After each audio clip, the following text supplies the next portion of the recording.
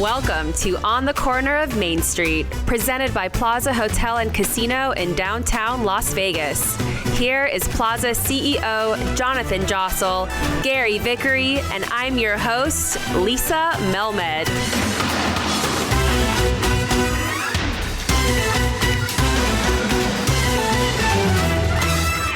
Hello and welcome to On the Corner of Main Street. What a weekend we've had. How are you guys doing? Hi, Gary. Hi, Jonathan. Doing very well. Still recovering. Still recovering? Still recovering. Yeah. Rolling into another big week, but still recovering. That was fun. That was a lot of fun. 4th of July, Plaza's 50th anniversary. Fireworks all 3 nights. Yeah, it seemed like it was the Plaza's 50th anniversary. I think we've talked about it at length that we weren't able to do exactly what we wanted to do, given the time of planning and not being sure exactly what would be allowed, and also having our friends and family travel from international to be here. Mm-hmm. But we did a great 3-night festivities, lots of fireworks each night. You gave downtown what they wanted, which was 3 nights lighting up the sky. And I'm honored to be able to do it for our downtown neighborhood and community that likes to advertise and talk about our fireworks. It's wonderful that everybody joins in and enjoys it, and it was spectacular as always. The fireworks were great. Huge crowds on Fremont Street, on Main Street from Fremont Street, and it was interesting because it felt like it was the first weekend maybe that like the Strip was really all guns blazing. That maybe happened in like 18 months. I mean, you had all the big DJs back, you had all the big entertainers back, from Miley Cyrus to Tiesto to Zedd to and that's Cascade. All at one place. That was just one place, right? I mean, but everywhere else was sort of ramping up again, and it felt like the Strip was back as well. Whereas downtown, I felt has always been, not always been, but the last couple of months has really been rolling nicely. I think the Strip now is finally making a statement that they're back. Tonight, I'm going to the opening of Delilah, the new restaurant at the Wynn. Okay. What kind of food is it? Well, I was going to say I'd send you pictures, but I heard there's no pictures allowed in there. Oh, wow. So we'll see. And then because obviously, it's the opening night or always? I believe it's always. I don't know. I'll let you know after I go. But then last week was the first event at Allegiant Stadium, the Millennium. Oh, yeah. Millennium? You young people know. Mm-hmm. That was a lot of humans in one. You're not ready for that? I don't think so. I love it for them. Although Garth Brooks is coming this weekend. Are you going? No, I'm going to Conor McGregor's fight him. Oh. Yeah, Who's going to win, Gary? I got Poirier, round 3, by submission. No ways it goes 3 rounds. Yeah. Conor's not lasting 3 rounds. Okay. He'll be gassed after 2. All right. We'll see. We'll see. Sportsman's bet. Do you have a bet? You taking McGregor? No, I'll take under the 3 rounds, though, if you want. Okay. All right. What are you betting? What are you betting? Lunch. Okay. Where are we going? Well, if I win, we're going somewhere fancy. Okay. If Gary If it's me, we're going to If McDonald's. he wins, we're going to the Philly cheesesteak place he likes. There we go. And we also opened Studio 71, a brand Very new Instagrammable selfie room in where the party pit used to be, right off the entrance to the casino. Yeah, it's been a lot of fun. People seem to be liking it. Yeah, I want to transform my whole house into that. Or move my desk I in give there. you credit. It was your vision, your execution, your planning. It Well done. pays homage to 1971, the year the Plaza opened, and disco, and there's showgirls that are modeled from the amazing carpet that we had designed on the casino floor. It's great to see people come across Fremont Street from the experience. They take pictures under the dome area. They take pictures with the Plaza sign, and then come right into the building and then check out Studio 71. And then hopefully, come upstairs, have a cocktail or two. And that's why I'm interested to hear about this Delilah. If you really can't take photos in there, that goes against this whole movement. I think that's always something places do sort of initially, good PR, talk about something, but let's see if they really follow through on it. I'll be shocked. Well, I'm looking forward to hearing about it. Likewise. Speaking of entertainment. Yeah, I love today's guest. He's a great guy. Very impressed with what he's done in town in the last few years that I've gotten to know him, and the way he's created something that's so philanthropic and beneficial to our city. I'm excited to hear about it. Let's introduce him. Today we are joined by the in-arena host of the Vegas Golden Knights and host of Top Rank Boxing and creator and host of Monday's Dark. Welcome, Mark Shunock, to On the Corner of Main Street. Welcome, Mark. Wow. I had to put my announcer voice on there. I didn't know I did all that. That's exciting. Thanks for having me. This is awesome. This is my first time in Oscars. I'm very disappointed to hear that. I know. I'm somewhat offended. I feel like we got to fix that. We got to fix that quickly. I need to come down We're here. turning 10 in December. No, you're not turning 10. Oscars is 10. Oscars is 10. Oscars will be 10 in December, and you've never eaten here. Never. So Let's get the kitchen fired up right now. This weekend we fix steak that. out here. Podcast and a ribeye. We got to get you out here. But thank you for joining us on the corner of Main Street on our lovely podcast. And we're happy to have you here. I came to your show a couple of weeks ago, and it was amazing to see. So it's great to have you and to hear a little bit about you and everything you're doing in this town, because you've been in town a long time now. 8 years, going on 9. I came out here with a show called Rock of Ages. My wife and I are both, Broadway performers. Right. And we were living in California at the time, and I got a call saying, hey, Rock of Ages at the Venetian. What do you think? And I'm like, sure, I'll do 6 months. I've been here almost 9 years. We fell in love with Vegas almost immediately, and what a great place to live and work, and there's so much opportunity. And, like I was introduced, I got my hand in a bunch of pots. So. I don't know how you do it, though. I see you're always out. Last time I saw you was at the grand opening of the Virgin Hotel. Yeah. How did you enjoy that? It was great. I have a connection to the Virgin. The Monday's Dark program that you hinted at started at the Hard Rock Hotel and Casino. Okay. And so most of the staff transitioned to the Virgin, and so they invited me over there. And we do our big year anniversary event in what was the Joint every year. So Monday's Dark celebrates its yearly anniversary in the Joint. And it was cool to just see the property open again. Were you there when Sir Richard Branson was spraying champagne on Flo Rida? Oh, yeah, sure was. Sure was. I didn't think I was going to see something like that. That was pretty... Were you there for that? I was there for that, yeah. He's a pretty cool guy. Like, we were standing backstage, and we had a 30-minute conversation initiated by him, which was, not something you would expect. We're all standing in the green room in the dressing room area and just hanging out, and he literally wanted to know about everybody who was involved in that opening ceremonies and party. It's pretty crazy. He's got his hand in everything. And he came to the Golden Knights game that night. He rang the... Yeah, he cranked our siren to get the game going. And right. Which night? It was a busy night for us. We were all over the place. Right. Yeah, cars driving us all over, but it was worth it. It was worth it. Yeah, so anyway, but you were saying, like, you literally have a hand in so many different things. How did you get going in this town? How did that translate from Rock of Ages into everything else?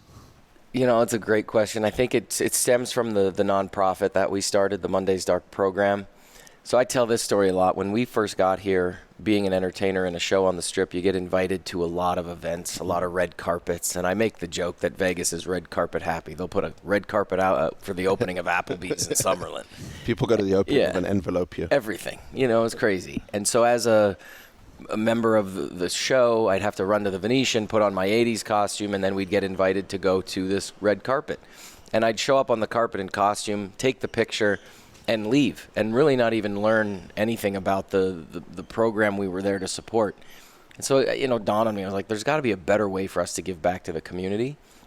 And it's hard to stay in character, right? And, like, socialize with everybody while you're in your full it's actually a little awkward, to be quite honest, because you're standing there in costume, just really waiting to take a picture, and then you leave.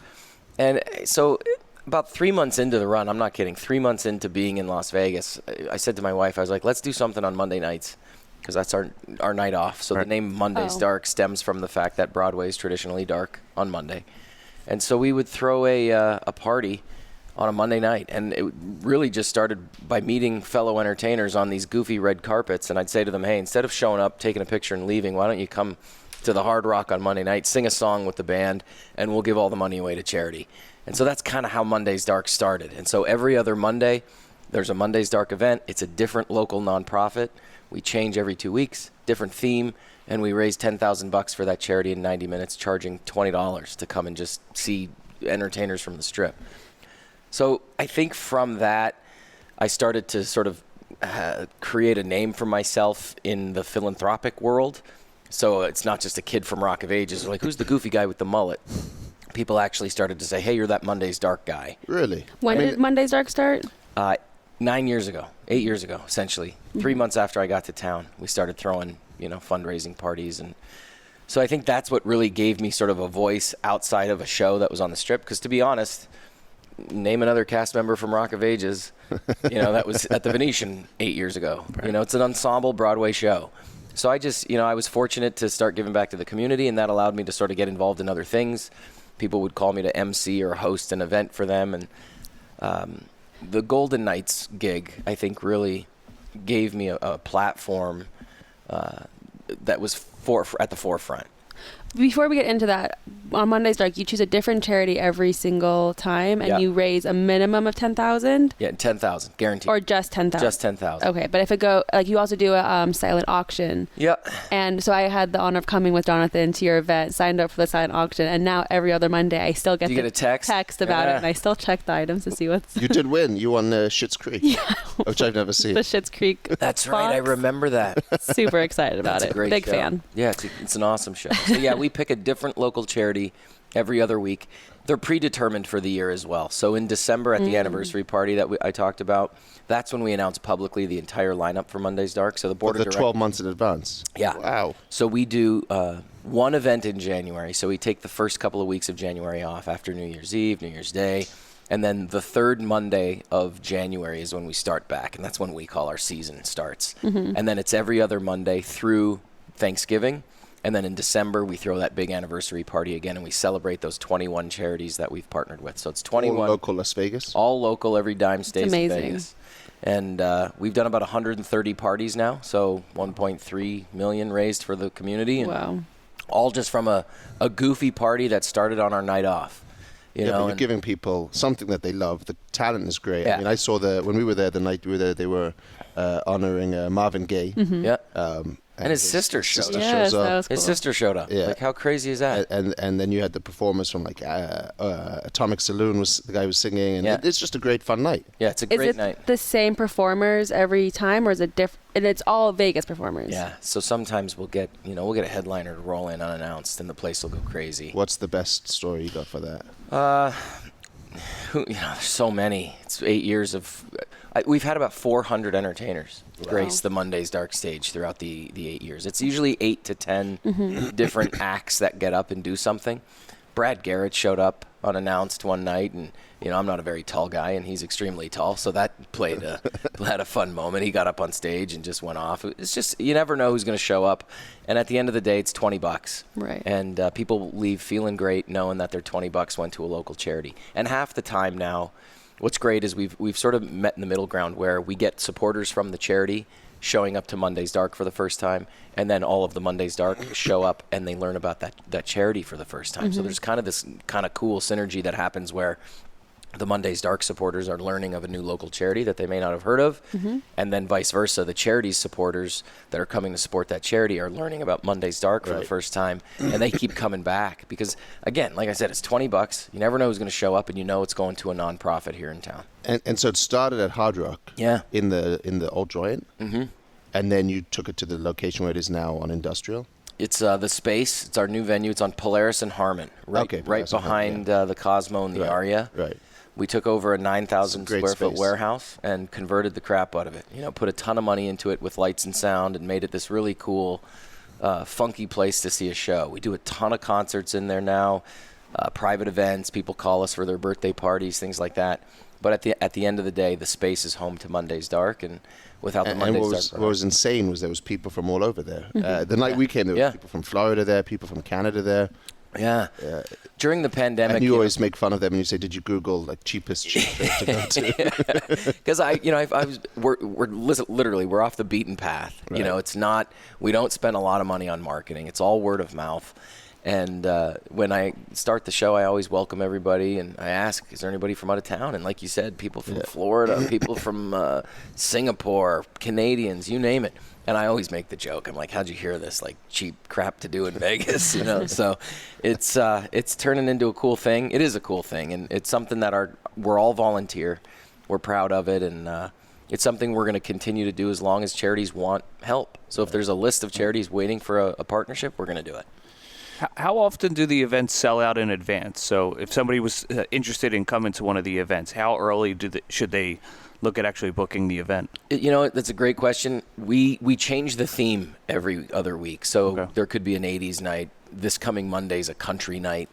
And it also could depend on the charity. A lot of times the charities are so excited to partner with Monday's Dark, they go gangbusters and promote it out to their base, and we sell out. prior to the pandemic, we were shoving 400 people in there. The rest of this year, we're gonna cap it at around 200. Okay. We're selling out every Monday. Every time we do an event, we sell out. Whatever we decide to put on sale, between the Monday's Dark team and the charity partnership, we sell out. Whether it happens 2 or 3 weeks in advance or on the day of, right. We're fairly confident that we're gonna pack that room. I was very honored. We were there. We were the first show back from COVID. You were with the crowd. Yeah. So, but you ran it during the time COVID was done, just on Zoom. Remotely. Yeah, virtually. All the entertainers were making jokes about the fact that they had clothes on this time and could perform. And it was unbelievable. We had to make the decision because we had committed to these $10,000 commitments, and when the pandemic shut the venue down, we had to decide, hey, are we going to continue writing these checks? And so we basically brought in gear, started live streaming on social for free on all of our platforms, on our website, and we just put the show out there. Entertainers still wanted to do it, obviously. We're sitting around doing nothing. Mm-hmm. And then we just put a digital link, a lower third on the bottom of the screen during the whole stream where it was like, hey, text this number. You get a bounce back on your phone and you get that auction you're talking about. We didn't charge to watch, so people just started making donations out of the kindness of their heart because they saw these entertainers coming together in a safe way. We got permission from the county to do it, and we continued to raise $10,000 throughout the pandemic, which is even something we're even more proud of as an organization because everybody's events were stopped. The fun runs, the 5Ks, the banquets, the galas, everything was shut down. And here we are writing $10,000 checks every other Monday. in a pandemic. In a pandemic, yeah. I think we raised about $330,000 last year for local charities, which is actually more than we would normally do if we were open to the public. Wow. So, congratulations. No, thank you. It's a testament to the team there. I'm just the goofy guy who comes out and keeps the thing moving. But But you do a good job of it. You do a very good job of it. It's a fun thing. It's I think like you talked about how to you get involved in so many things. Yeah. I think when you root yourself in philanthropy and helping people just take notice of that, and they're like, hey, let's just get that guy. He's his heart's in the right place. And I don't mean that in an arrogant way. But I heard you on another interview somewhere, and you were saying how, by committing yourself to something and never saying no to something and following through on things leads to more open doors. I think so. Work begets work, especially in the entertainment business, in all levels, whether it's theater. My background is, the Broadway world and off-Broadway and doing theater and storefronts. As a young actor, 20 years old, living in New York City, I'd do a play anywhere. I didn't care.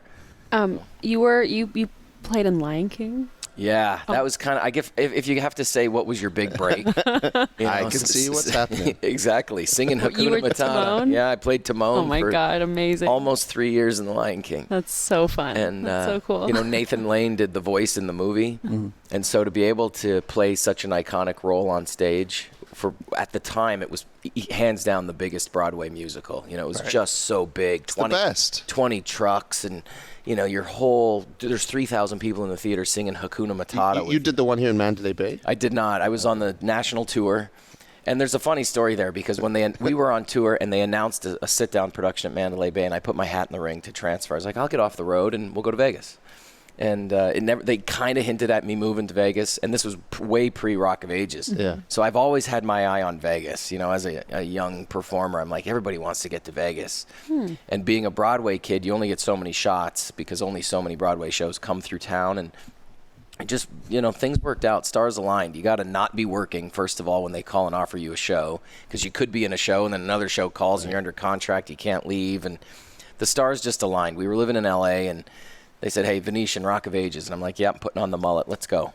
Have you ever performed at the Smith Center or done anything at the Smith Center? I've helped, like there's been, charity events and things like that. But the Smith Center is primarily a touring house. And, shows like Rock of Ages or Hamilton or Book of Mormon, they all come through the Smith Center. What an asset to the city to have that kind of facility here. And, Myron Martin has become a dear friend. And, we talk a lot, and especially during the pandemic. He was a previous guest on our podcast. He's great. Yeah, he's great. And, to have hhis support and vice versa, everybody supporting each other in town. Right. Listen, there's enough for everybody here. That's one thing that I think Vegas people get, and that separates us from other major cities, in the entertainment industry. L.A. is so cutthroat. New York is just a beast of a city. But you come to Vegas and people understand at the end of the day, people come to Vegas for an escape, whether it's restaurants, shows, gaming. We're all in the same situation together. And that's one thing I learned quickly at the Venetian as well. When, I'd walk in and the pit bosses would say hi to me as I'm walking to the theater. The cocktail servers would say, "Hey, Mark, what's up? Have a great show tonight." It dawned on me pretty quickly that everybody was there wanting you to succeed. Our team would say hi to you, too, if you ever came down here. I want to do a show downstairs. Your showroom is the best showroom, I think, in Las Vegas. I don't think there's a showroom like that anywhere. Stop in teasing town. us. Let's do a show. Let's go. I'll get my band together. We'll put on some tuxedos, and I'll see if Michael J. Fox will show up. We want Timon. We'll break out a Hakuna Matata. We'll save it for the encore when everybody's hammered by the end of the night. They're gonna be like, "What the hell's this guy singing?" Let's do it. But I know this song. Why do I know it? Right. Is this a Green Day hit? Okay, so you started talking about Vegas Golden Knights. Yeah. By the way, thank you, because I came the other night and you gave me a shout out on the screen. Yeah. And I got 10 text messages from people, "You're at the game. Mark just said you're here." Mark said you're here. It was very cool. I appreciate that. I am a kid in a candy store there. That was during Rock of Ages. This is a great story, and I'm so glad you brought it up. But I was, doing the show, and our owner, Mr. Foley, Bill Foley, announced that he wanted to bring pro hockey to Las Vegas. Mm-hmm. I'm originally from Sault Ste. Marie, Ontario, so it's as much as hockey as you can get. That's a northern Ontario town right on Lake Superior. We all played as kids. My father, believe it or not, owns a junior franchise called the Sault Ste. Marie Greyhounds. Bought it from Phil and Tony Esposito in the late 80s. So hockey's in our DNA as a family. And when he announced that he wanted to entertain the idea of bringing a pro team here, that was about 3 years into my span here in Vegas, about 3 years in. And I literally cold called his only employee at the time. The guy's name's Todd Pollock. He's still a part of the team. They formed a committee called Vegas Wants Hockey. Mm-hmm. And I was asked to join that committee. It was 50 guys in town. It grew. But there was a committee called Vegas Wants Hockey. Floyd Mayweather was on it. Jim Murin, Daniel Negreanu. And I just called Todd. I said, "Hey, I'm a kid in Rock of Ages." And he goes, "You're Lonny. I've seen the show many times. You're great. How can I help you?" I said, "Listen, I'm a hockey diehard. How can I help you?" And he explained the situation. The committee's job was simply to get local residents to give a deposit for a season ticket. So I just got on the phone with all my friends. It was a little challenging for me because most of my friends are in the entertainment business, so we're not deep in the cash. But I sold about 50 deposits to my friends. What was the deposit back then? I think it was like $500, $1,000. Yeah. And it was just to put your name on a list, and it was refundable. But we sold about 14,000 of those deposits in a month. And then Mr. Foley went guns a-blazing to the league and said, "Look, we have 14,000 people signed up to buy a season ticket. We have a brand new building, T-Mobile, sitting there ready to go, and I'm ready to write the check, so give me a franchise." And they did. And the rest is history. And I've been a part of the team ever since. Oh, you've stayed on. So you were there day one? Day one. So, but were the Wranglers still playing back then? Did you ever go see the Wranglers? No, the Wranglers were done by that point. But yes, I did see some Wranglers. Do you know my history with the Wranglers? No. It's crazy. Were you the mascot? Oh, man. Firstly, I know nothing about ice hockey. My first ever game was a Wranglers game. I totally got the Golden Knights wrong. I didn't think it was going to be a hit. I didn't know. And we had tickets at T-Mobile for other events, and we turned them down for ice hockey. I was like, yeah, it'll be easy to get tickets there. Mm-hmm. Uh-huh. Yeah, good luck with that. Great decision that was 6 years ago. But anyway, you had me on your show now, so I probably owe you a ticket or two. But the Wranglers, for a non-hockey fan, I've been to enough games. But the Wranglers, we actually had a deal with them to move downtown. We were going to build them an arena on our pool deck. When they left, was it Orleans? Yeah. And we had a signed deal. We were going to build escalators on the back of the plaza, and what? Yeah, it was crazy. We should still do it. And the GM of the team was a great guy, and we had a deal. And then something happened with the ownership, and they sort of just ghosted us. Yeah. And we actually ended up calling. What was the league called that they played in? It was like the junior league. Was it AHL? I think it was the EC, not ECHL, but something like that. Something. I don't think it was an AHL franchise. It was one step below. One step below. We were so confused because we were like deep into this thing. We had announced it publicly. There was renderings of the arena we were building on our pool deck.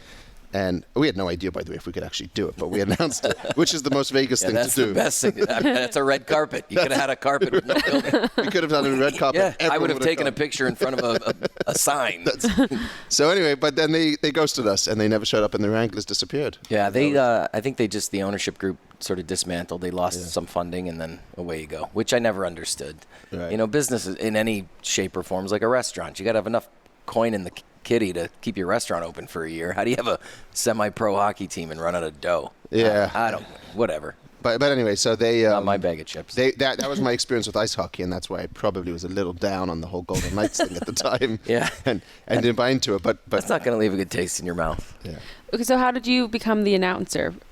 It just Is that what it is? Is that what you called an announcer? I'm In-host. Yeah, the In-arena host. host. Yeah, I'm a whatever you want to call me. Okay. Just the goofy guy in Section 17, After the team was awarded and they started the hiring process for their executive, team, there was chat about joining and working 9 to 5, and that just wasn't in the cards for me. I didn't want to work for the team in that capacity, and they hired an entertainment director eventually, and once that position was filled, there was meetings, and they found out about my entertainment background as a performer and my love of the game and just knowledge of the game too. I think you got to understand, like, if you want to talk shop, you got to know what you're talking about, because true hockey fans will sniff out the crap pretty quickly. And it's a great sport. I love it, and it was just a perfect fit. Were you happy with the result last night? Tampa beating. Sure. We weren't in the Didn't care. final, so I didn't really care. This was Who was your team before the Golden Knights? I didn't really have a team because I'm from Canada and I had so many buddies playing. Like I grew up in the Joe Thornton era, so Okay. Joe's still playing for Means Toronto right now. nothing and to me, but that's great. That's all. Yeah. No, I Joe just I Thornton love the game. era. I love the game. I just love the game a lot. I played as long as I could, and just so passionate about the sport. So I didn't really have a team. I just loved seeing great games. Yeah. And it was just unfortunate the way our season came to an end this year, because I thought for sure we could have made the final, and I'm pretty sure Yeah. they're 25. Could we have beaten Tampa in the final? It would have been a better series than what we saw with Montreal. I can tell you that. For sure. Yeah, Montreal got spanked, and I don't forget the Stanley Cup final would have started in Las Vegas. So there's no way that game 1 and 2 we would have been down 2-0 after those two games. We certainly would have won one, if not both, and then that sets you up to be, possibly a Stanley Cup champion. So the path was there for us this year. So it's a little disheartening. I'm sure the players and upper management are just heartbroken by it. People forget too, we're so heavily invested emotionally. Like, I'm right there along with the team, like, it's my job to get the fans going, and I'm passionate about it. So I come at it as a fan, even though I'm a host for the team. I want them to win. And I want them to win for Vegas. I think You did like an intro to the game that I was at a couple of weeks ago. yeah. It was like the most fired up I've seen the crowd ever. You did like, we've been apart, but now we're more together. That whole thing, and it was Wasn't sure if it was an American Express commercial or a hype video for the Golden Knights. it was good. It was good. I think it got It's a people. Delta ad. You have miles. You can go wherever you want. No, we shot. They were like little movies. Is that because you couldn't do the two people fighting on the ice pretty much because of COVID? So they gave. No, we decided to do something like that for the playoffs. So in each round, so we made it to round 3. We made it to the semifinal, and so we did 3 of those videos, and each one was different, but they all kind of had that same message where, hey, look, at the beginning of the season, this place was empty. Now we're here all together, and now we're a step away from winning the greatest trophy in all of sports. Get up on your feet. Let's go. And they were really well shot. The entertainment team at the Golden Knights is so creative, so energetic. They're always thinking outside the box, and I think that's what makes going to a hockey game here special, especially as somebody who knows the sport in other markets. What we do in Vegas, we probably couldn't get away with in Toronto or Philadelphia, Chicago, Detroit. They'd tell you to sit down and get out of the way. I can't see the game. But we got the Blue Man Group sitting in the stands, kissing people, a bunch of celebrities showing up, hanging out, Cirque du Soleil performing at intermission. That's, if that isn't Vegas, I don't know what is. You literally have every celebrity up there with you. Sure. Cranking the It's like, siren. besides Monday's Dark, it's like the best show in Vegas. No, it is truly the best experience right now in Vegas. And now that we got Raiders, we got the Raiders playing their second season here, the first time with fans. I can't imagine. Are you involved with that at all? We'll see. There's definitely been some chatter. They're going to need some sort of hype guy for that stadium. I don't think they're going to need much help getting people pumped up for a Raiders game on a Sunday. They might with the cost of those tickets. The people that are coming to those games. They're having caviar and crackers. And as in England, they call them the prawn sandwich brigade. Yeah. They'll be. Yeah, exactly. But so you're talking to the Raiders potentially? Just, I could put my hat in the ring for anything and everything. I think Is it something you'd like to do? I think so. This whole sports career that has transitioned in the last couple of years, I went from a Broadway geek, essentially. I'm not ashamed to admit it. I'm a theater guy. I love ripping scripts apart and transforming and creating these roles and these characters. And then, Top Rank Boxing saw me at a hockey game, and now I'm the ring announcer for Top Rank Boxing. Like, who would have ever thought a kid from Northern Ontario is introducing, professional fighters walking into the ring? I'm a kid in a candy store. Are you going to be doing a Tyson Fury in 2 weeks? I'm doing all of the undercards, and then Jimmy Lennon Jr. will introduce the main event. So what's your role there? Just introducing? So I work 3 days a week for Top Rank when there's a fight. So you'll see, boxing promoters and fighters talk about fight week. When Monday hits, they know Saturday night is the fight. So they're like, it's fight week. And the structure in boxing is Thursday's always a press conference for the main event. I host the press conference, so I interview the two fighters that are in the main event. Friday before the fight is the weigh-in ceremony. It's a ceremony. They got to make weight. And so I host the weigh-ins on Friday for them. And then the fights are on Saturday. And we've kind of created some fun stuff at Top Rank where we've incorporated what I do at the hockey games, where we get the fans involved, and then I also do the ring announcing. So I introduce the fighters, and then let's say somebody gets knocked out in the first round. Well, we have 30 minutes or 40 minutes to fill before the next fight, because that's how it's programmed for television. At the end of the day, combat sports is programmed for TV, not what's going on in the arena. And I'm sure you guys have been to a fight, whether it's UFC or a boxing match. Somebody gets knocked out, you could be literally sitting in T-Mobile Arena for 30 minutes doing nothing until the next fight starts. So Top Rank actually saw me at a Golden Knights game and said, hey, can you do some of this stuff at our events? And I said, well, let me check it out. So they flew me to a fight, and it was just what I explained. Nothing happens in between the fights. And so we started incorporating some of the goofy giveaways and fan interactions and things like that, just to keep the energy in the building up. Mm-hmm. And it's the first time any combat sport really introduced that to their live event. And so now I'm sort of the face of Top Rank 3 days a week when there's a fight, with the press conference weigh-ins, and then Saturday night in the building doing the announcing. I'm still trying to find my tagline. I need a buffer. Let's get ready to rumble. Is Buffer a role model of yours? Someone that you aspire to, or where do you see? Who knows where this is going to go? These guys have made incredible careers, literally working half an hour a night. Like Buffer and Jimmy Lennon, they get brought in to do the main event and the main event only. So they introduce the fighters at the top of the fight, and if it goes the distance, that's you don't have to think minutes. very hard. Like, let's get ready to rumble was iconic, but like the other Buffer just says it's time. Like, the UFC Buffer. You could just say anything. Yeah, ours right now, I've incorporated the tagline with boxing. So Top Rank is the promoter. And so my tagline before every main event is, this is boxing, this is Top Rank, and this is the main event. I don't say it like that. But can you say it how you The would lights say it? are going, it goes black, and it's been great. No, I won't say it. Some of the windows in here might break. Do you travel with Top Rank to when they do anything across the country, you'll go through with them? Yeah, pre-COVID, Top Rank is aggressive. I think we did 20 to 30 fights prior to COVID. Okay. So that's a heavy travel. I've got great status now on Delta. So how is it working with Bob Arum? The best. He's great. The Bob father, man. The Bob father. To sit in the same room with that man. What's amazing is we just announced that Top Rank signed Muhammad Ali's grandson. Yes. Wow. Whether or not the kid can fight or not is to be determined. Right. But how incredible is that? And Bob, I interviewed Bob. We were sitting at a press conference prior to another fight, and I said, Bob, before we get into the two guys sitting here on stage, can you talk about who we just signed? And it was 55 years ago, or 60 years ago, that he promoted his first fight, and it was a Muhammad Ali fight. And, obviously changed the trajectory, that word, of his life. And he's the top boxing promoter of all time, easily. He's already in the Hall of Fame, and he doesn't miss a fight. So even if we start at 3 o'clock in the afternoon with some undercards that nobody really cares about, and these young up-and-coming fighters are getting an opportunity, he sits in the same seat and doesn't miss a fight.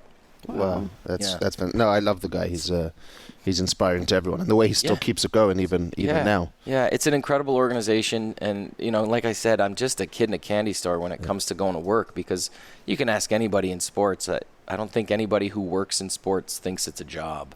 That's fun. So I'm blessed. You got to do the work. When I first started, I knew nothing about boxing, so I still had to do the homework. And you spend a day or two at the desk researching these fighters, where they're from, how to pronounce their name half the time is a battle for me. And it's been an incredible ride. You don't want to mispronounce it when they're staring at you. No, I'm going to knock my ass out. But going back for a second on the Golden Knights, because you've been there from day one. Mm-hmm. What do you attribute the success of the team to? And because I don't think, and I don't mean any offense to the Raiders and Mark Davis, but the Raiders don't have that same love yet. They might, and they might develop that over time. But the Golden Knights day one was just insane, and it has been. And you've been there from before it even started. What do you sort of attribute that to? I think because it's an expansion team and it was a #Vegas-born franchise, right? It's the first true, brand new professional sports team to be introduced to Las Vegas. And then I also think, we have to, bring up the shooting on October 1st, because, our season started a week after that happened. And especially with the entertainment team, this is a big testament to Johnny Greco, who was in charge of the entertainment squad back then. There was a huge party planned.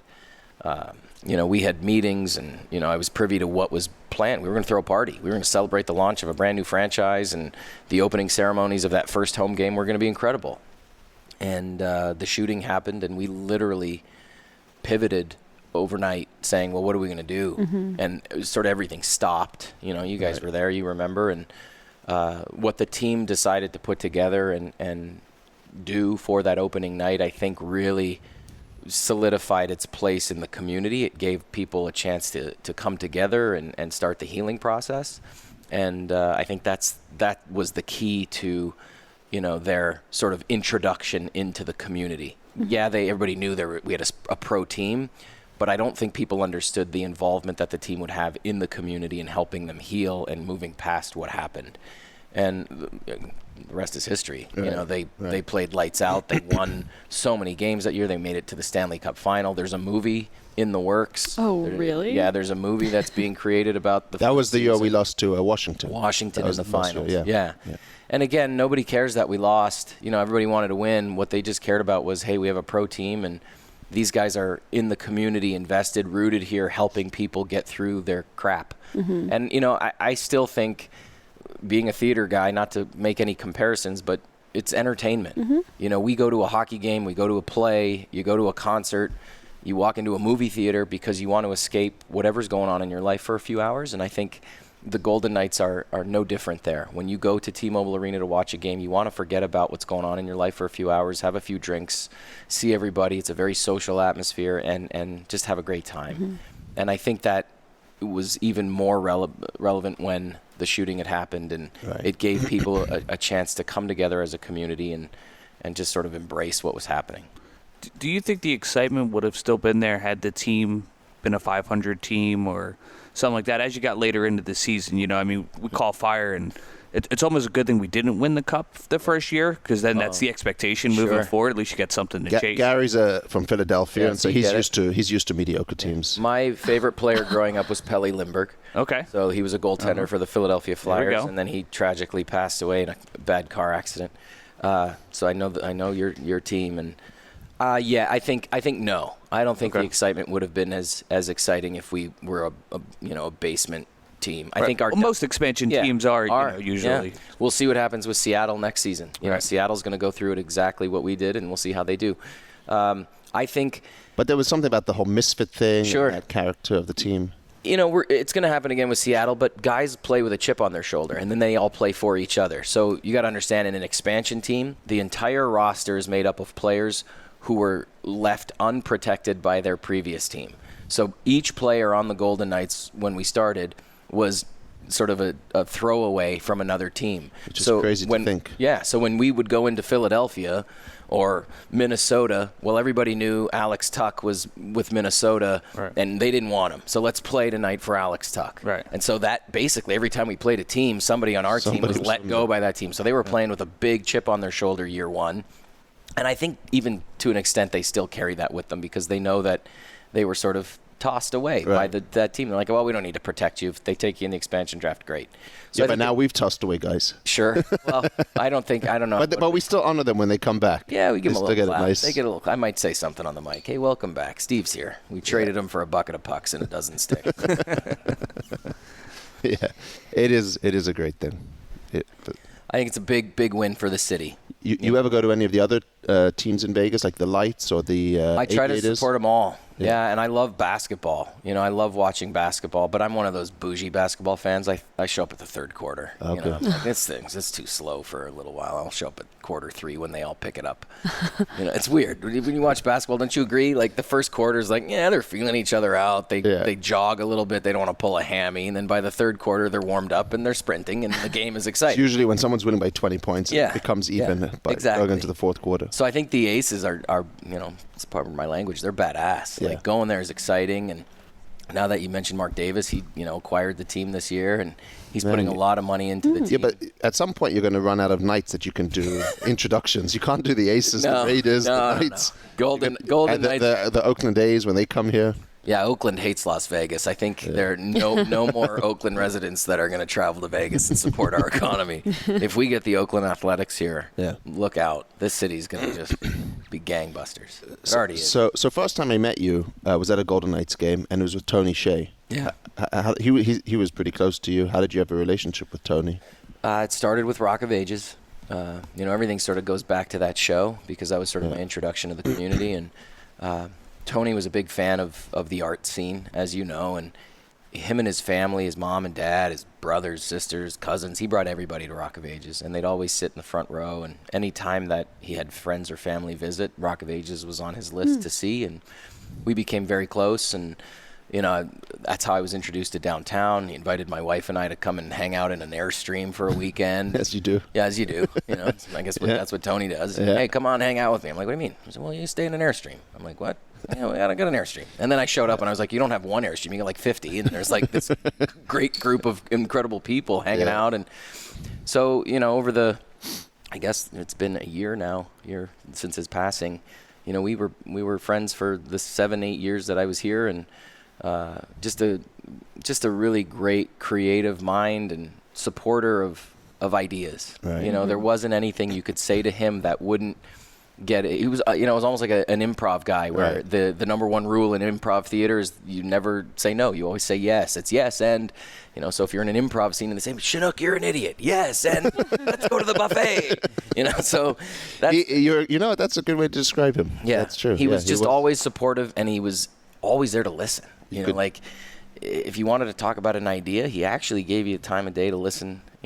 We never really talked business, which is something that to this day I'm proud of. We never talked shop. We never talked about, hey, can I borrow some money and build this? I want to build an ice rink on the top of the plaza. Give me some money. He wasn't funding the ice rink. We never had those conversations, and I think that's what made our relationship so special. Because we were just dudes hanging out, and I didn't even know who he was at first. When we first met, they're like, hey, it's Tony. I'm like, hey, what's up, dude? And by the way, what you said is great because he did bring so many people to downtown. You probably wouldn't have come downtown. No. I mean, there's no reason for you to be, maybe now a little bit more, but 7-8 years ago you weren't coming down here, and he exposed so many more people to downtown and what was happening, and created that awareness. Yep. He had fans, he had haters, like we all do. Right. But his heart was in the right place, and he wanted to change people's lives. And I think anybody who has that as their mission in life is a kind of a cool dude. Woman, it doesn't matter. His heart was in the right place, and he's definitely missed by a lot of people. Yeah. Well, now you can start hanging out more downtown. Let's do it. Spend more time with us. I want to do a down show here. in the showroom. Let's make it happen. I'm putting it out on your podcast, so all 6 listeners right now are going to buy tickets. They'll be here. Those 6, trust me. Very, very loyal. Before we end, do you have any career advice for people starting out? Hell no. No, just whatever your heart is into, chase it.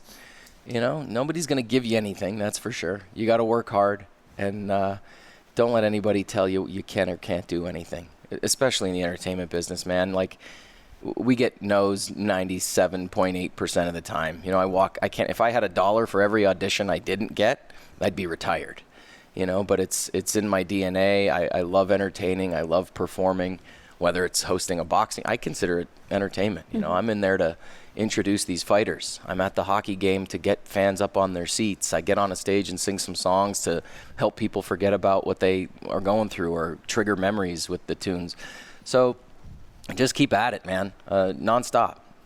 Life is short, so don't sweat the small stuff. My brother bought me a T-shirt once that said, "Don't sweat the petty, pet the sweaty," and I wore it with pride for like a year. Like, it was one of those T-shirts I couldn't get rid of. You know, it had armpit stains and holes in it, and it was kind of my mantra for a little while when I was going through it. You know, you're living in New York City, grinding, just trying to get a gig, and knock on wood, I was fortunate enough to join a couple shows, and work begets work. You know, and I'm witnessing it in real time now here in Vegas. You know, I do a hockey game, and then all of a sudden I'm working for boxing and Raiders, maybe WWE. I don't care. Sky's went the to limit. 82 games last year. Went to all 41. All the home games. Yeah, I work for all the home games. And it's been right. Have you been to Resorts World yet?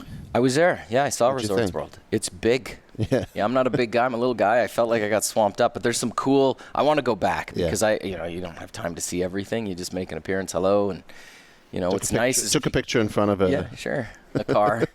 The nice thing about it is if you can't afford to go see the show at Resorts World, you can just stand on the corner and watch it on the side of the building. Right, I was like, there's Miley Cyrus singing, and I was at the Wynn, so we were good. I felt like I was there. Yeah, that's helpful.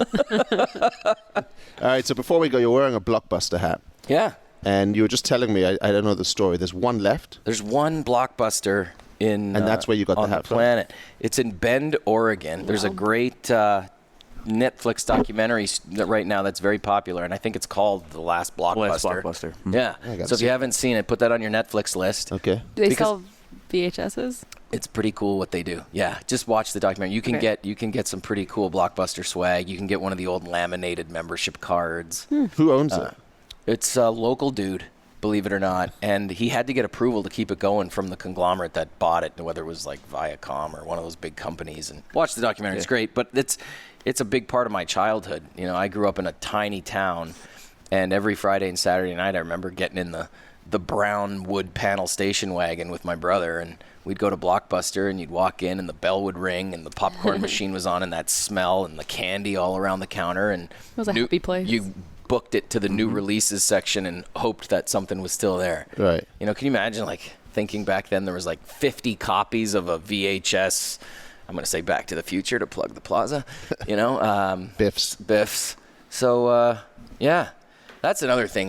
That's why I'm so excited that I'm sitting in this building, is I was a huge Michael J. Fox fan, still am, and to know that this was Biff's, it's just legendary. Like, people have to get down here to the plaza and just, like, have a steak and Oscars and try out the DeLorean. Just walk around, man. Do you have a DeLorean on property? No. We got to make that happen. There's one around. Well, we wanted to do more, but we got to get the rights to everything, and we got to use Biff's likeness, and it's not that just easy. Get Biff. Yeah. That guy can't. He wrote me a message. Yeah. He can't be working that much right now. Sorry, what's his Biff. name? It was a cameo. Tom Wilson. Tom Wilson. Yeah, he sent us a congratulations on 50 years. That's sick. Yeah, and he told me you're an idiot. Change the name from the plaza to Biff's. Yeah.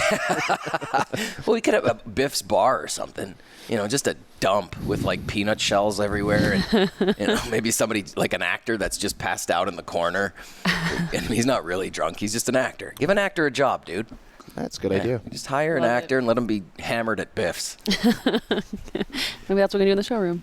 I'm in. I'm not kidding. I'd come down here and do a show. We could pack that showroom. Let's go. Well, thank you so much for joining us on the corner of Main Street. Thank you for everything you've done for Vegas. 1.3 million for Vegas charities. That's incredible. And people can stay up to date with you on Twitter. Yeah, all Twitter, Facebook, Instagram. It's just my name, Mark Shunock. You're the man. Thank you so much. Thanks, guys. We'll be back again soon, but in the meantime, please rate, review, and subscribe. Tell your friends about On the Corner of Main Street. And of course, follow us on social. On Twitter and Instagram, it's @PlazaPod, and on Facebook, find us at Plaza Podcast. Or go right to the top and tweet Jonathan @JonathanJossel. We'll see you next time from right here on the corner of Main Street.